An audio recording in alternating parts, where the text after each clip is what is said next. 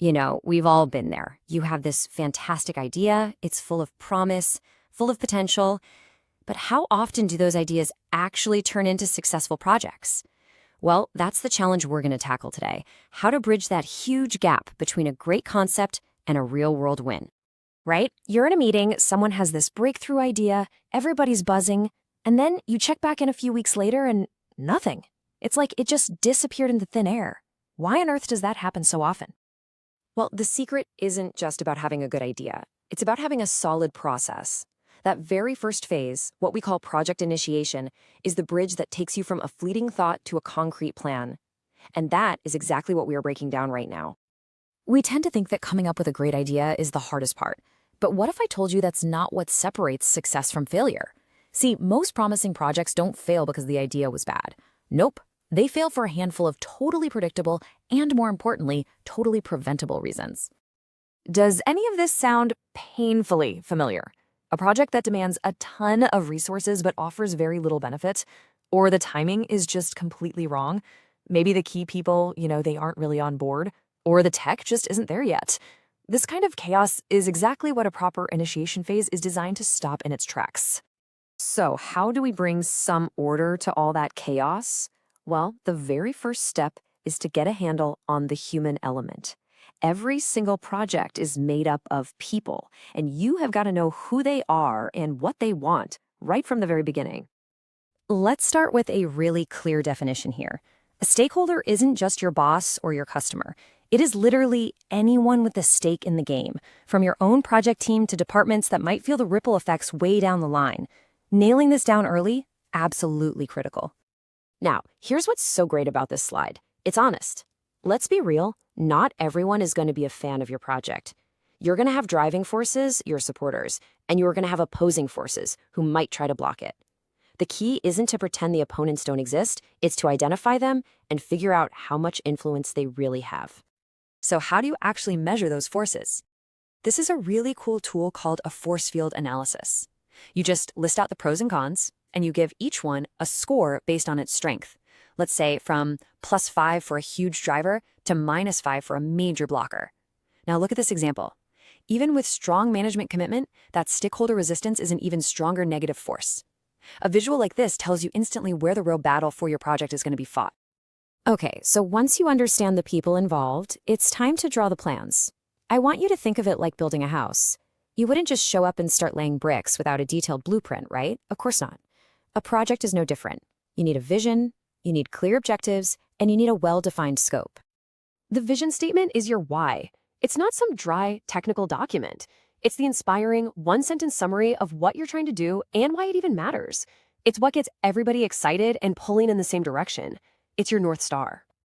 But inspiration isn't enough. You have to turn that vision into real action, and that's where SMART objectives come in. This famous acronym is a super powerful checklist to make sure your goals are concrete, not just a bunch of vague wishes. Let me show you what that looks like in practice. This is a perfect example. Improve response time sounds nice, but what does it actually mean? The SMART version, on the other hand, is crystal clear. We know the target, 48 hours, and we know the deadline, December 31st. There's zero ambiguity. You either hit that number or you don't. And finally, you have to define your boundaries.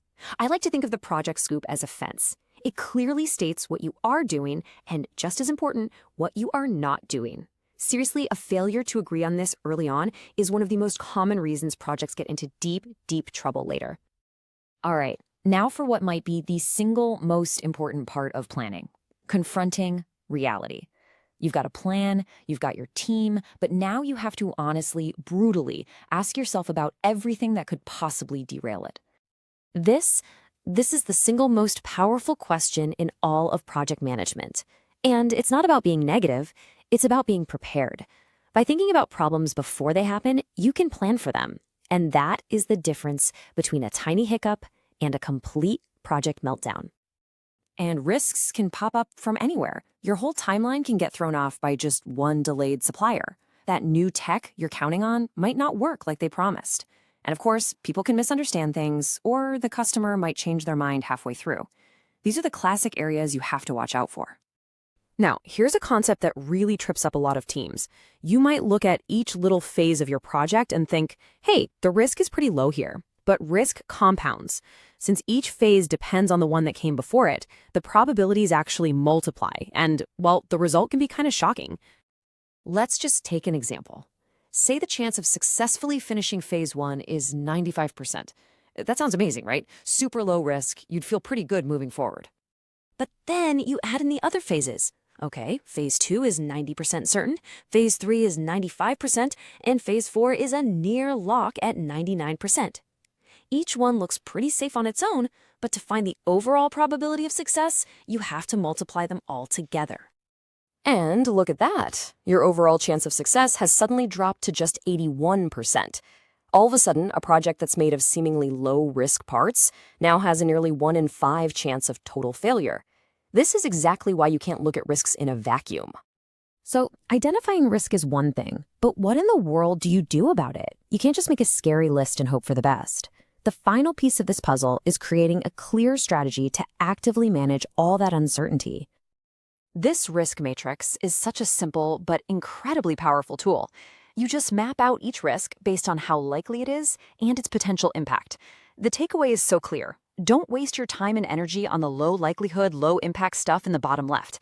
All your attention should be laser focused on that top right corner, the highly likely, high impact threats.